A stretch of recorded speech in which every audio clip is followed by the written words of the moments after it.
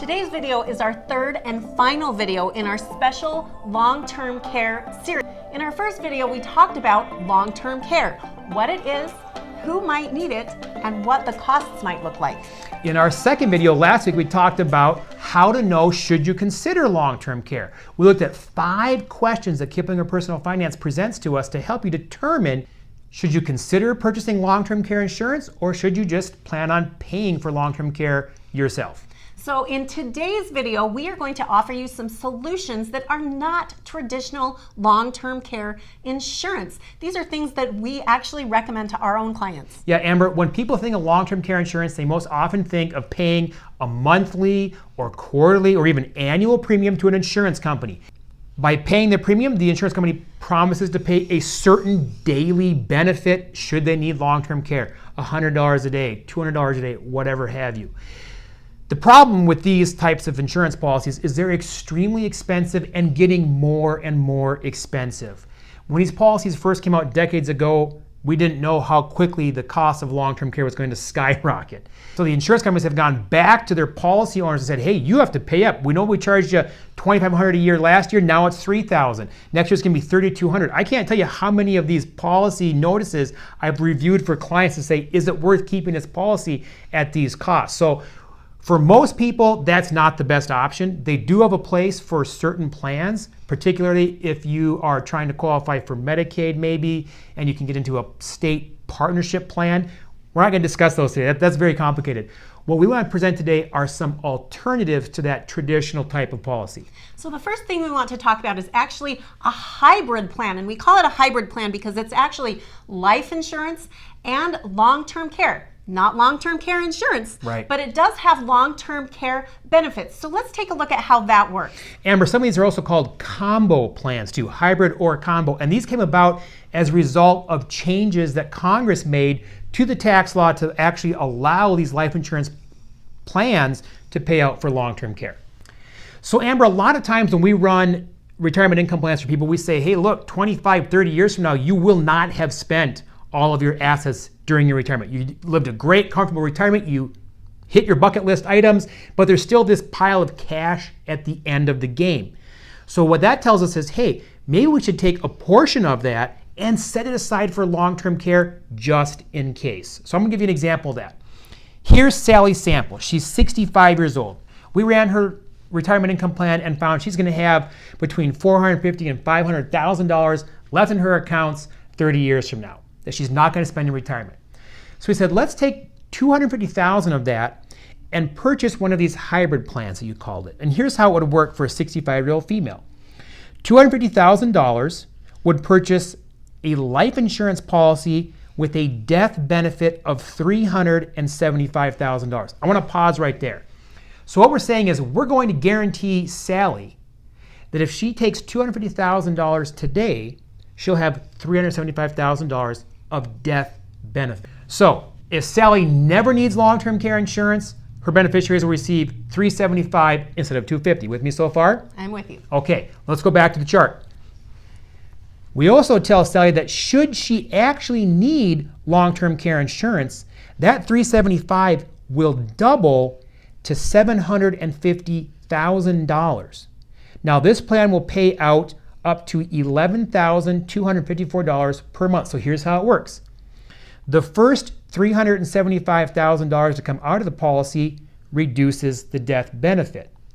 Any amount not used of the $375 will still pass as a death benefit. So let's say, Amber, that Sally needs $200,000 of long-term care and passes away. That $375 death benefit dropped by $200,000. Now her beneficiaries are getting $175, okay? Now if Sally uses up more than $375,000 of long-term care and still requires care, the death benefit's gone, but she has an additional $375,000 of long-term care insurance. Again, all these proceeds are tax-free. So here's an example of someone who can triple their money tax-free to pay for long-term care using one of these hybrid plans. And still have a death benefit, perhaps, for their beneficiaries. Right. It's not a use it or lose it policy, right? If she doesn't use it all in her lifetime, then something's going to pass to her beneficiaries. Which is very different from a traditional long-term care insurance policy. Exactly. So what if Sally is actually married? How does that change? So let's say that Sally actually is married to Sam, and they have that $250,000 that they want to put toward this hybrid plan. Now this covers both of them. So if either one needs long-term care, it covers both. Now the death benefit is $346,000. So if they both die, they don't need any long-term care, that is what passes to their beneficiaries. Correct. Now, if one or both should need long-term care, that policy goes from $250,000 up to $692,000 of benefit for them to use for long-term care for one or both. Now, Amber, this will pay out, as it says here, about $10,390 per month. That's for either spouse. So if both spouses require long-term care at the same time, it will pay that each month for each of them, okay? The difference here, Amber, from the example I gave with Sally as a single individual is the benefits are a little bit lower because we're now insuring 2 lives instead of 1. So there's a little bit higher cost of insurance for that. But the key here, as you pointed out, if they don't need long-term care insurance, the money is still passing to their beneficiaries. I need to point out that this is an example of $250,000. The most common scenario is actually doing a 10-year payment schedule. So maybe instead of a lump sum of $250,000, if money's going to come from an IRA or 401k or other qualified plan, maybe we'll take out $25,000 a year for 10 years and get very similar results. So instead of, we're showing it for simplicity's sake, what does 250 equal? But most of the time it's actually 250 divided by 10. But again, it could be any amount. It could be 100,000, it could be 300,000, whatever fits for your plan. So this can still work for you even if you don't have a big stash of $250,000 that you can put toward it today. Right, exactly. We can do a 10-pay plan is a very common plan.